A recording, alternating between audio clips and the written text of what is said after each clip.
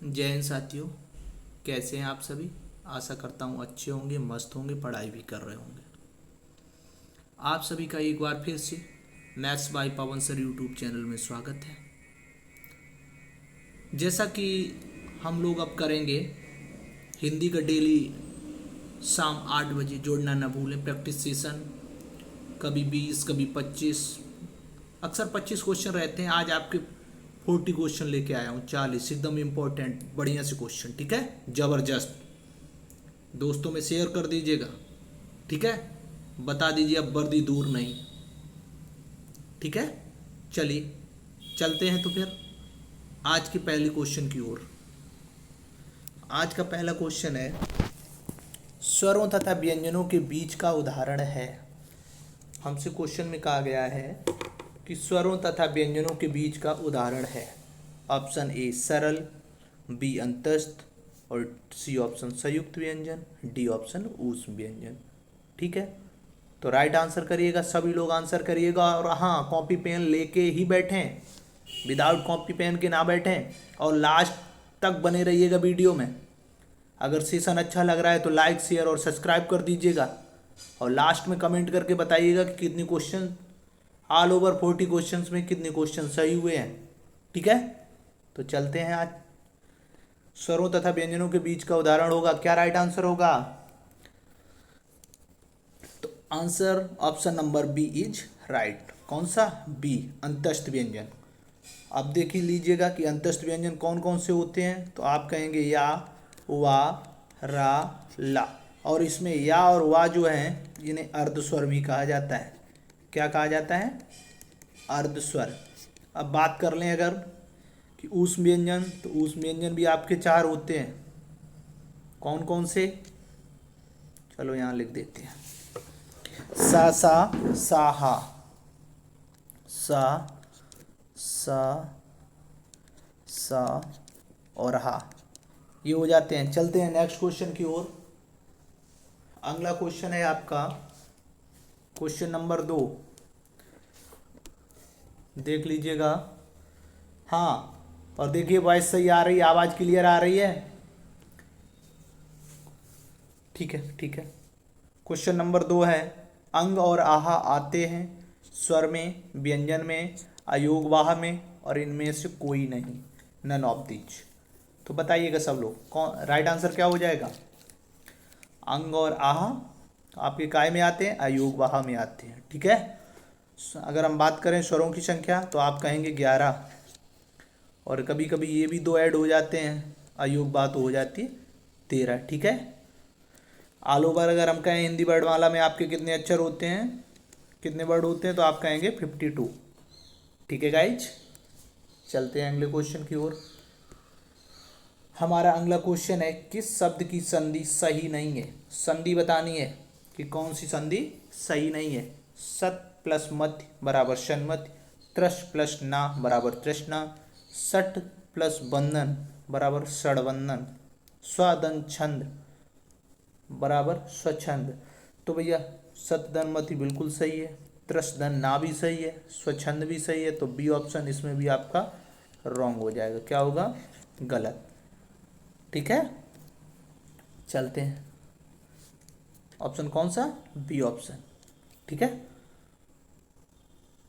अगले क्वेश्चन की ओर। हमारा अगला क्वेश्चन है कि निम्नलिखित में किस विकल्प में सही संधि विच्छेद है?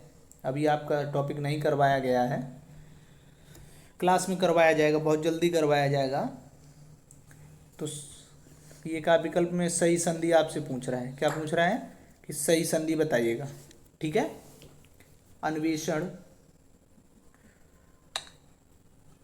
अत्युत्तम, अन्वय और अम्बूर्वी, अम्बु प्लस ऊर्वी। तो इसमें कहा गया है सही संधि विच्छेद बताइएगा।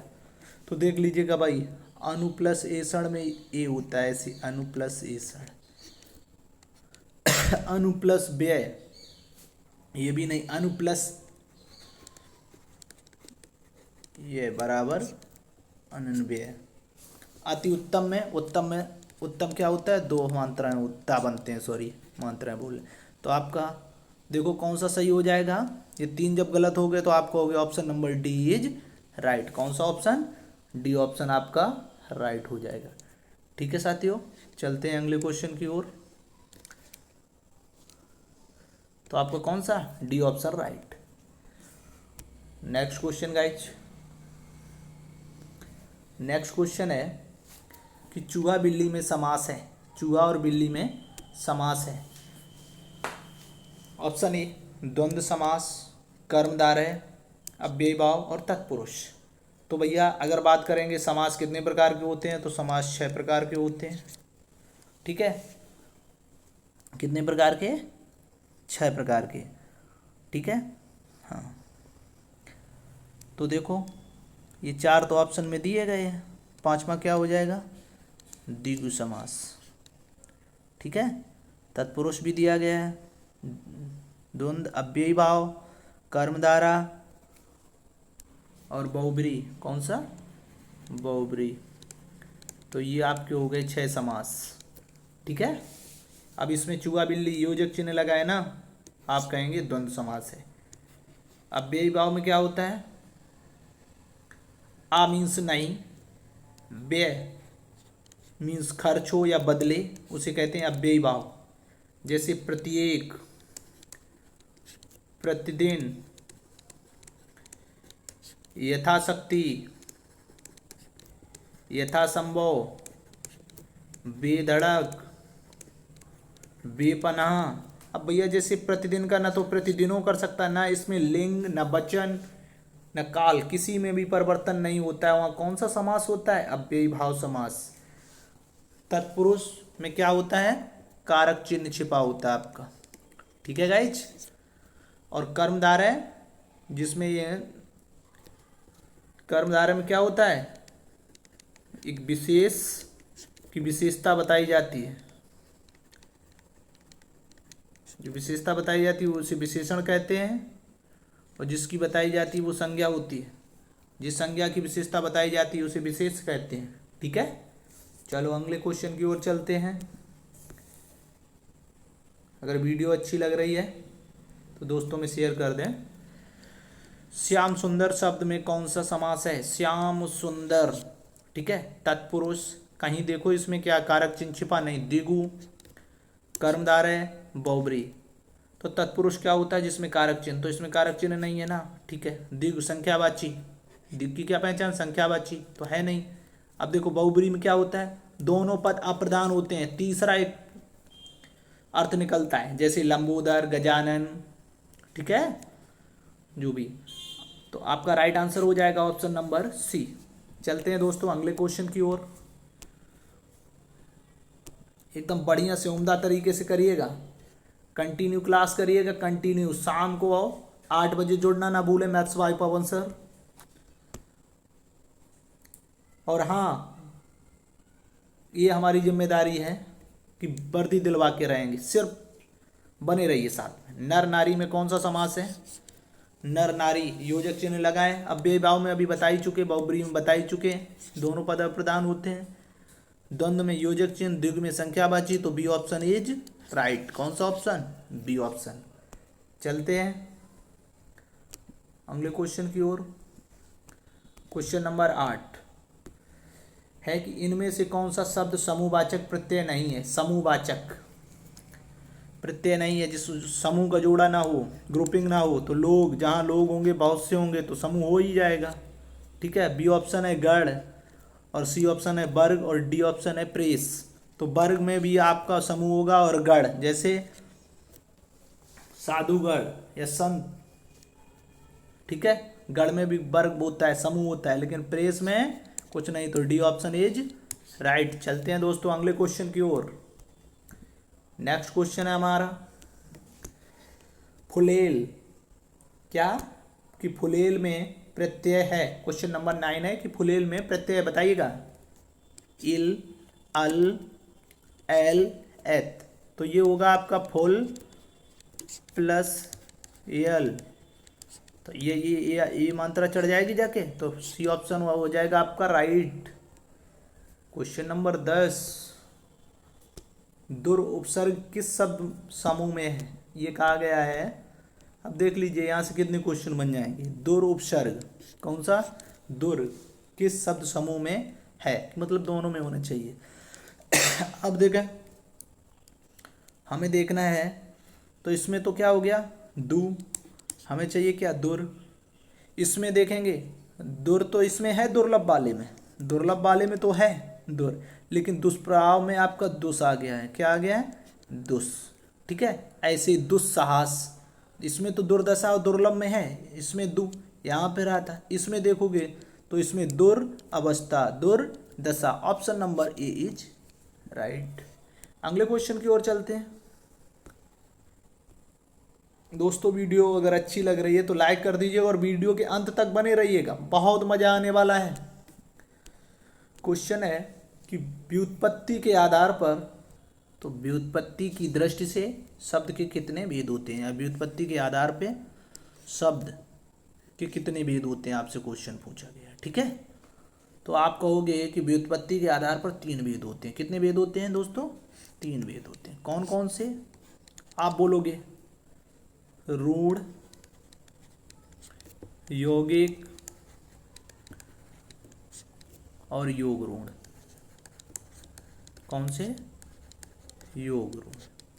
ठीक है गाइज, इन पे विशेष बात करेंगे, वीडियो ज़्यादा लंबी हो जाएगी, जब टॉपिक पढ़ाएंगे तब क्लियर करवा देंगे, अगर जिसे क्लियर नहीं है तो बहुत अच्छी बात।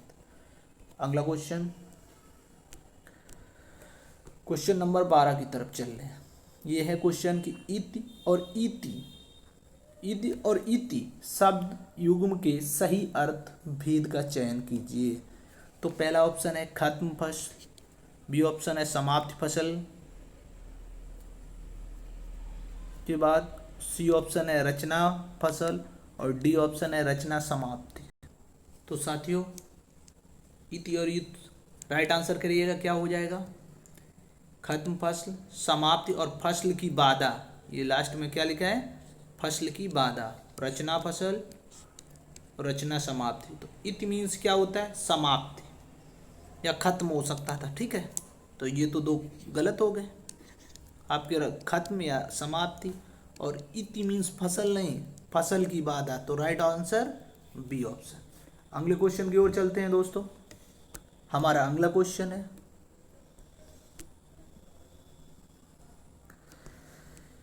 कि निम्नलिखित में तत्सम तद्भव में कौन सा विकल्प शुद्ध है, ये बताना है, तत्सम और तद्भव। तो पहले तो पता होना चाहिए तत्सम किसे कहते हैं, तद्भव किसे कहते हैं। तो तत्सम शुद्ध शब्द या संस्कृत के शब्द को हम क्या कहते हैं, तत्सम शब्द, और तद्भव ये आम भाषा में बोले जाने वाले शब्दों को हम तद्भव कहते हैं। तो हमसे कहा गया एक बताना है, चर्मरिक चमड़ा, चर्मरिक चटोरा, चर्मरिक चौहान, चर्मरिक चौहान, 2 बार हो गया है। ठीक है, तो राइट आंसर बताइएगा भैया, क्या हो जाएगा, चर्मरिक चौहान। ये आपका तत्सम होता है चर्मरिक चौहान। तो ऑप्शन दोनों ही सही हो जाएंगे, सी और डी। ठीक है, अगला क्वेश्चन देख लेते हैं। क्वेश्चन नंबर 14 कि इनमें से कौन सा विकल्प बाकी 3 विकल्पों से पूरी तरह भिन्न है या अलग है। तो ऑप्शन है अरबी, आलू, बैगन, अदरक। बताइएगा भाई, राइट आंसर कमेंट सेशन में फटाफट करिएगा सब लोग, क्या होगा। तो कौन सा अलग है, ये तो रीजनिंग टाइप का क्वेश्चन आपका डाल दिया हिंदी में, कोई बात नहीं। ठीक है, तो इसमें हम देखेंगे अरबी, ये सब्जी होती है जो जमीन के अंदर, आलू भी अदरक भी, तीनों जमीन के अंदर पैदा होती, बैगन जमीन के ऊपर पेड़ के लगता है। तो ऑप्शन नंबर सी। चलते हैं नेक्स्ट क्वेश्चन की ओर साथियों। हमारा नेक्स्ट क्वेश्चन है उत्पत्ति के आधार का है, उत्पत्ति के आधार पर शब्द के भेद होते हैं। अभी इससे पहले काय के आधार पे आपसे पूछा था, व्युत्पत्ति के आधार पे, तब आपने बोला था 3, कौन कौन से, रूढ़, यौगिक, योग रूढ़। ठीक है, अब देखो पूछ दिया व्युत्पत्ति नहीं उत्पत्ति के आधार पे। तो राइट आंसर अगर देखेंगे इसमें ऑप्शन है 1, 2, 3, 5, करिए क्या होगा। तो उत्पत्ति के आधार पे आप देखेंगे तो कहेंगे 4। कितने भेद होते हैं, 4। कौन कौन से, देशज, विदेशज तत्सम तद्भव, तत्सम तद्भव। ये उत्पत्ति के आधार पर शब्द के 4 भेद होते हैं, ठीक है। कई कई किताबों में आपका संकर जो बाद में आया है, जैसे देशज और विदेशज को मिलके ही बनाए ना संकर, तो कहीं कहीं 5 भी दे देते हैं, तो इससे घबराइएगा नहीं, ठीक है।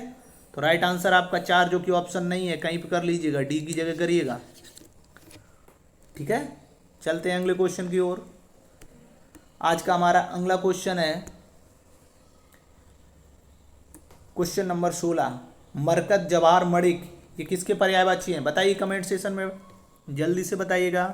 कंचन, A option, B Harpriya, C option Chanchal, D option Mani. तो किसके हैं, किसके पर्यायवाची हैं? तो आप कहोगे मरकत, जवाहर और मणिक, मणि के, काय के, मणि के पर्यायवाची है। अगला क्वेश्चन है हमारा, नेक्स्ट क्वेश्चन है साथियों कि किस समूह के सभी शब्द पर्यायवाची हैं? ये कह रहे हैं किस समूह के सभी शब्द पर्यायवाची, दूसरा नहीं है। तो देखो, जैसे दर्पण, आईना, कांच, मुकुर, पहला ऑप्शन। बी गात, तन, घट, घड़ा, अनल, नयार, अनिल, समीर, रवि, हंस, पतंग, सरोज। अगर कुछ भी याद है तो देखो, सरोज का एक होता है कमल का, और रवि सूर्य का, तो हो गया गलत, ठीक है ना। अनल आग का, और नयार नहीं बयार होना चाहिए, ठीक है। समीर काय का हो जाएगा, हवा का हो जाएगा, ठीक है। और ये अनल आग का, तो ये भी गलत हो गया। ऐसे ये देख लीजिए, बयार हवा का, अनिल भी, ठीक है। अब देखो इसमें, देखो गात शरीर का है, तन शरीर का, घट और घड़ा ये अलग अलग हैं दोनों। तो अब ऑप्शन नंबर ए बचा जो राइट होगा, दर्पण, आईना, कांच, मुकुर। तो ऑप्शन ए इज राइट, ठीक है। अगले क्वेश्चन की ओर चलते हैं दोस्तों। आज का हमारा अगला क्वेश्चन है कि किस समूह में सभी शब्द धनी के विलोम है? कह रहा है धनी के विलोम, करिएगा राइट आंसर। पहला ऑप्शन है संपन्न, लब्ध, प्रतिष्ठ, समृद्ध, दरिद्र, अकिंचन, विपन्न, दुखित, निराश्रित, निराधार, श्रीमंत, विलंब, निराहार। तो देखेंगे भैया, धनी का क्या बताना है, विलोम बताना है, अपोजिट बताना है। तो भैया संपन्न तो हो ही नहीं सकता। ओ सही बात है ना, जो धनी होगा वो समानार्थी हो गया संपन्न। धनी का दुखी नहीं हो सकता, निराश्रित, निराधार, धनी है तो, ठीक है, ये भी गलत हो जाएगा। ऐसे निराहार, यहाँ निराधार था, यहाँ क्या हो जाएगा, दरिद्र, अकिंचन जिसके पास कुछ ना हो, विपन्न, ठीक है, गरीब की सब पर्यायवाची हो जाएंगे, धनी का विलोम हो जाएगा। अगला क्वेश्चन, क्वेश्चन नंबर 19। आज सेशन में टॉप 40 क्वेश्चन है, 40 क्वेश्चन, ठीक है।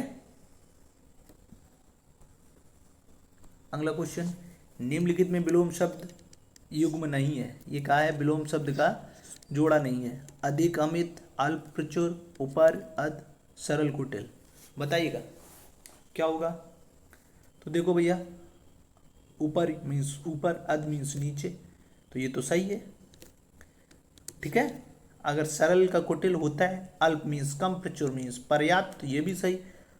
अधिक का क्या होना चाहिए, कम होना चाहिए, अधिक का अमित नहीं होगा, तो यही आपका गलत है। तो राइट आंसर आपका क्या हो जाएगा, ए ऑप्शन, ठीक है। चलते हैं 19 क्वेश्चन नंबर 19 की तरफ। है कि वाक्यांश के लिए सार्थक शब्द की दृष्टि से कौन सा विकल्प असंगत है, अलग है? जिसका काम सिद्ध हो चुका हो, उसे कृतार्थ, किए हुए उपकार को ना मानना, कृतज्ञ, जो इस लोक से अलग हो, अलौकिक। एक ऑप्शन नहीं है आपका, ऑप्शन नंबर डी मैं दे रहा हूँ, लिख लीजिएगा। जो कम बोलता हो, जो कम बोलता हो डैश करके लिख लीजिएगा मितभाषी। क्या लिखोगे, नीचे लिख दे रहे हैं मितभाषी। ठीक है। तो भैया असंगत पूछा गया ना, जिसका काम सिद्ध हो चुका उसे क्या कहेंगे, कृतार्थ कहेंगे। सही है। किए हुए उपकार को ना मानना, कृतज्ञ। जो श्लोक से अलग हो तो अलौकिक, लोक से हो तो लौकिक। जो कम बोलता हो, मितभाषी नहीं अल्पभाषी। क्या कहेंगे, अल्पभाषी कहेंगे। ठीक है। मितभाषी किसे कहते हैं, जो मीठा बोलता है। चलते हैं अगले क्वेश्चन की ओर। अगला क्वेश्चन है हमारा, जिस संज्ञा से व्यक्तियों या वस्तुओं की पूरी जाति का बोध होता है, देखो वो कहलाती हैं भाववाचक, समूहवाचक, जातिवाचक, द्रव्यवाचक। तो संज्ञा के कितने भेद होते हैं, 5 भेद होते हैं दोस्तों। कितने भेद होते हैं, 5 भेद होते हैं। ठीक है। चलो, तो इसमें क्या आपका राइट आंसर हो जाएगा, जो जाति का बोध कराए वो जातिवाचक संज्ञा होगी भैया। ठीक है। जैसे लड़का, लड़की, पशु। ठीक है। द्रव्यवाचक में क्या आ जाएगा, पदार्थ में दूध, दही, मक्खन, सोना, चांदी। समूह में क्या होगा, ग्रुप, सेना, कक्षा, आर्मी, और जिसमें भर्ती होने जा रहे हो पुलिस, वो भी आपकी काय में होगी, समूहवाचक में। भाव में जवानी, बुढ़ापा, मिठास, बेईमानी, ईमानदारी, आलसी, ये सब क्या हो जाएंगे, भाववाचक संज्ञा के अंतर्गत। ठीक है। Next question. नेक्स्ट क्वेश्चन है कि जिस वाक्य में कर्म की प्रधानता हो, जिस वाक्य में कर्म की प्रधानता हो उसे क्या कहते हैं, कृतवाच्य कहते हैं, कर्मवाच्य कहते हैं, भाववाच्य कहते हैं, और उपयुक्त में सभी कहते हैं। तो भैया सभी तो कह नहीं सकते। जहाँ कर्म की प्रधानता हो उसे कर्मवाच्य कहेंगे। क्या कहेंगे, कर्म। और जहाँ भाव की प्रधानता हो वहाँ भाववाच्य होता है। वाच्य आपके 3 प्रकार के होते हैं, जहाँ कर्ता की प्रधानता हो वहाँ कृत्यवाच्य। ठीक है। तो आपका राइट आंसर क्या हो जाएगा, कर्म की प्रधानता, ऑप्शन नंबर बी, कर्मवाच्य। ठीक है। पहचानना, जब आप चैप्टर पढ़ेंगे अच्छे से बता देंगे, जीवन में कभी भूल ही नहीं सकते हो। ठीक है। अगले क्वेश्चन की ओर। अनाथ का स्त्रीलिंग बताइए। ठीक है। तो हिंदी में लिंग कितने होते हैं, 2, एक स्त्रीलिंग, दूसरा पुल्लिंग। ठीक है। तो ये कहा है कि अनाथ का, अनाथी, अनाथा, अनाथिनी, अनाथिनी। तो देखो अनाथी हो नहीं सकता, अनाथा भी नहीं, ये भी नहीं, आपका सही होगा वो अनाथनी। B option is right. चलते हैं अगले क्वेश्चन की ओर। अगला क्वेश्चन है, विशेषण की उत्तमावस्था का प्रयोग किस वाक्य में हुआ है। तो विशेषण, पहले तो विशेषण किसे कहते हैं, संज्ञा की विशेषता बताने वाले शब्दों को विशेषण कहते हैं। ठीक है। अब उत्तमावस्था, अवस्थाएं कितनी होती हैं विशेषण की, तो 3 होती हैं। ठीक है। कितनी, 3। जो इंग्लिश में आप कहते हैं डिग्री, वही है, पॉजिटिव, कंपेरेटिव और सुपरलेटिव। तो यहाँ भी देखो आपकी होगी, एक तो मूल, मूल अवस्था। ठीक है। दूसरी होगी उत्तरा, और तीसरी हो गई आपकी जो क्वेश्चन है उत्तमा। इन्हीं को इंग्लिश में पॉजिटिव, कंपैरेटिव और सुपरलेटिव बोलते हैं। ठीक है। डिग्री। तो इसमें कहा उत्तमावस्था किस में प्रयोग हुआ है, ये बहुत सुंदर चित्र है, पहला ऑप्शन। दूसरा, मेरा घर उसके घर से छोटा है, उसे सर्वाधिक अंक प्राप्त हुए। क्या, सर्वाधिक। मोहन की अपेक्षा सोहन होशियार है।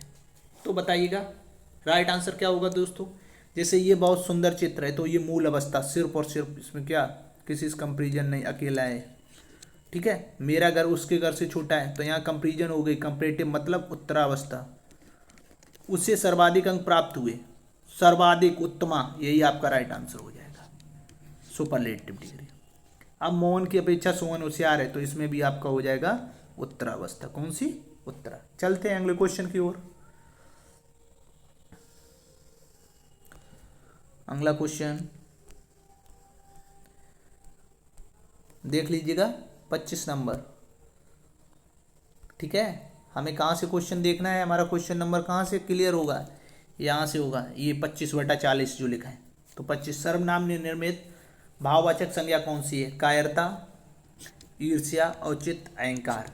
ये कहा है सर्वनाम से, तो कायर तो सर्वनाम है नहीं, न ईर्ष्या न औचित्य, लेकिन इसमें अहम, अहम प्लस कार, तो अहम का मतलब होता है मैं, और मैं क्या हो गया आपका सर्वनाम। Option number C is right. चलते हैं दोस्तों अगले क्वेश्चन की ओर। Question number 26। ठीक है, इसमें 27 दिया है, कोई दिक्कत नहीं, आगे पीछे क्वेश्चन हो गया होगा। प्रेरणार्थक क्रिया का, कौन सी क्रिया? प्रेरणार्थक क्रिया का किस वाक्य में प्रयोग हुआ है जिसमें प्रेरणा दी जा रही हो? ठीक है, तो करिएगा आंसर। तुम्हें देर तक सोना नहीं चाहिए। अध्यापक छात्र से कहानी लिखवाता है, हमें सदैव सत्य बोलना चाहिए। डी, उसने मेरे लिए सामान खरीदा, उसने मेरे लिए सामान खरीदा। तो इसमें प्रेरणार्थक क्रिया कौन सी होगी आपको बताना है, बताइए। हाँ गाइज, तो आपका राइट आंसर क्या हो जाएगा? तो इसमें देखो क्रियाएं हैं कौन कौन सी, सोना, लिखवाता, बोलना, उसने मेरे लिए सामान खरीदा, तो ये क्रियाएं। अब इसमें देखना है कि प्रेरणार्थक, तो अध्यापक छात्र से कहानी लिखवाता है, ये प्रेरणार्थक हो जाएगा। Option B is correct. चलते हैं अगले क्वेश्चन की ओर। आज का हमारा अगला क्वेश्चन है, किस वाक्य में पुरुषवाचक सर्वनाम नहीं है? बताइएगा। सर्वनाम टॉपिक अच्छे से पढ़ चुके हो आप, सभी के सभी पढ़ चुके हो, तो राइट आंसर क्या हो जाएगा? ए, सामान कौन लाया, बी, आप यहाँ बैठिए, सी, उसमें धैर्य की कमी है, और डी, हम जा रहे हैं। तो देखो भाई आंसर क्या हो जाएगा? सर्वनाम चाहिए, तो हम तो है उत्तम, और आप, ये क्या हो जाएगा? उत्तमी, उत्तम में मध्यम। ठीक है, और इसमें उसमें धैर्य की कमी है, तो ये भी मध्यम का हो जाएगा पुरुषवाचक।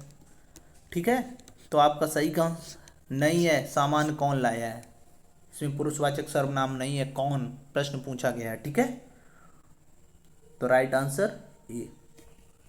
Question number 28। किस वाक्य में पुल्लिंग और स्त्रीलिंग युग्म गलत है? बताना है। कवि का कवित्री, बिल्कुल। बी, बाघ का बाघिन, नेता का नेत्री, और मेढक का मेढ़ा। तो देख लीजिए, कवि का कवित्री बिल्कुल सही लिखा है दोस्तों, बाघ का बाघिन, नेता का नेत्री भी सही लिखा है, तो डी, मेढक का मेढ़ा नहीं होगा। ठीक है, तो आपका राइट आंसर डी ऑप्शन। चलते हैं अगले क्वेश्चन की ओर। वह अपने मित्र के लिए पत्र लिखता होगा, उक्त वाक्य में किस काल से संबंधित है?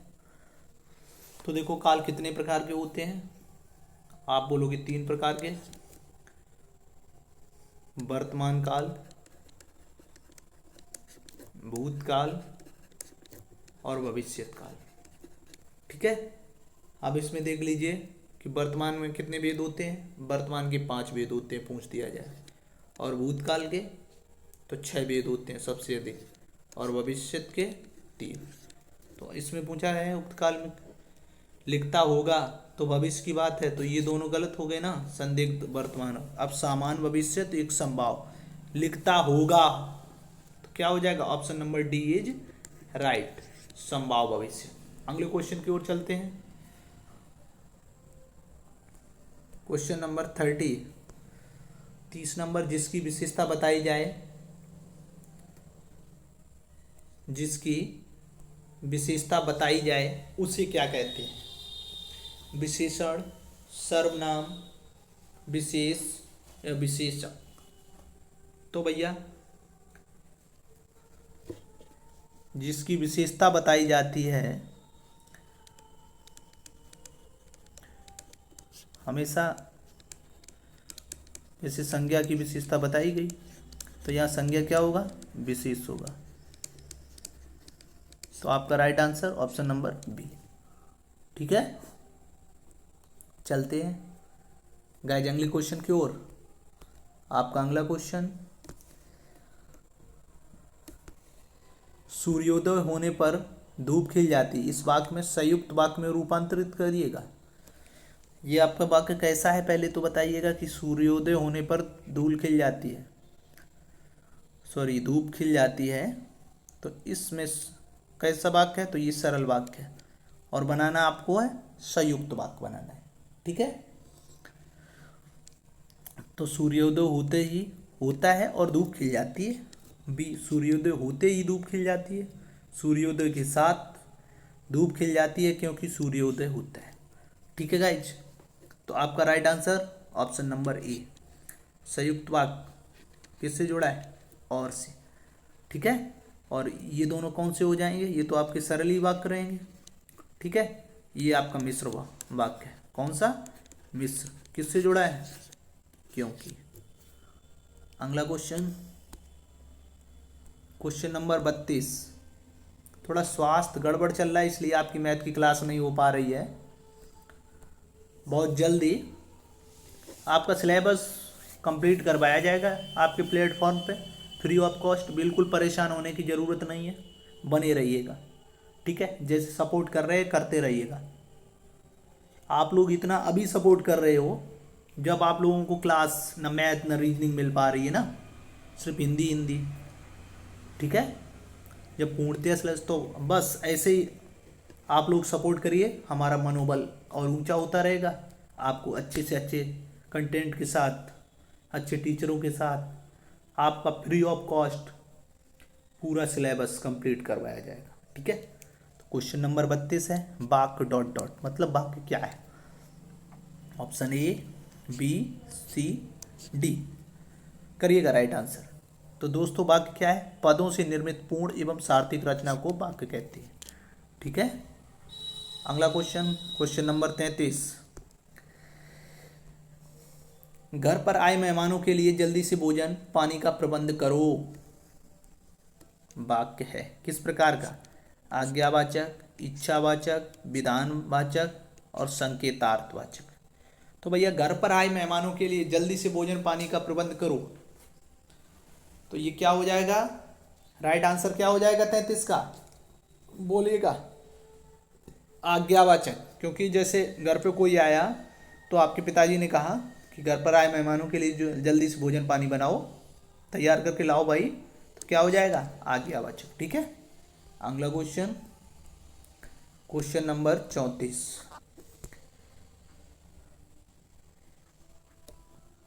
ये कहा है बगानी का शुद्ध रूप निम्न में से कौन सा होगा। बगानी नहीं होता है भैया, क्या होता है तो फिर बताइए। 4 ऑप्शन है, A B C D. Right answer क्या हो जाएगा 34 का, डी ऑप्शन, बागनी होता है। क्या होता है, बागनी। लिख लिया करो, इससे गलती के चांस कम बनते हैं। पढ़ने से ज़्यादा एक बार अगर उसे हैंड राइटिंग में चीज़ों को लिखोगे तो अच्छे से याद रहता है। ठीक है, अगर आप 4 बार ऐसी ओरल पढ़ रहे हो, एक बार लिख के पढ़ रहे हो तो इक्वल समझ लीजिएगा, एक बार लिख के पढ़ लीजिएगा बस, 4 बार मत पढ़िएगा। तदनुसार शुद्ध रूप बताइए तदनुसार का। तो भैया अगर इसका संधिविच्छेद करोगे, तोड़ोगे तो क्या हो जाएगा, तत् प्लस अनुसार। ठीक है, तो देखो इसका राइट आंसर बताइए, A B C D 4 option दे दिए गए हैं, तो राइट आंसर क्या हो जाएगा, ऑप्शन नंबर, बोलिएगा। राइट आंसर क्या हो जाएगा, बी ऑप्शन। ठीक है, यहाँ देख रहे तंदसार, तदानुस्त्र, तांदुजार, तो क्या हो जाएगा, B, B option is right. चलते हैं अगले क्वेश्चन की ओर। 36 नंबर, किस विकल्प में बर्तनी की दृष्टि से सभी शुद्ध हैं। प्रतिद्वंदी, मैत्री, धुरंधर, बाजार, रचयिता, सतत, सरोजनी। तो राइट आंसर करिएगा भाई जल्दी से, राइट आंसर क्या होगा,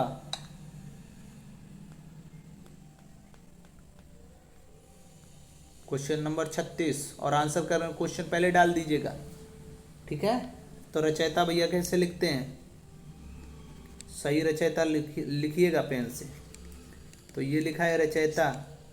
ठीक है, एक में ए बनता है, एक, तो दोनों गलत हो गए ना, इसलिए बी ऑप्शन के, बी ऑप्शन गलत हो गया। चलो डी में तो बाजार ही देख लिया आपने, गलत हो गया। ठीक है, अब सतत और सरोजनी, तो सरोजनी भी गलत है आपका, जहाँ पे छोटी की मात्रा चढ़ती है ऐसे बोलोगे सरोजिनी, क्या होता है, सरोजनी होता है। ठीक है, तो सही क्या हो जाएगा, प्रतिद्वंदी और मैत्री। Next question,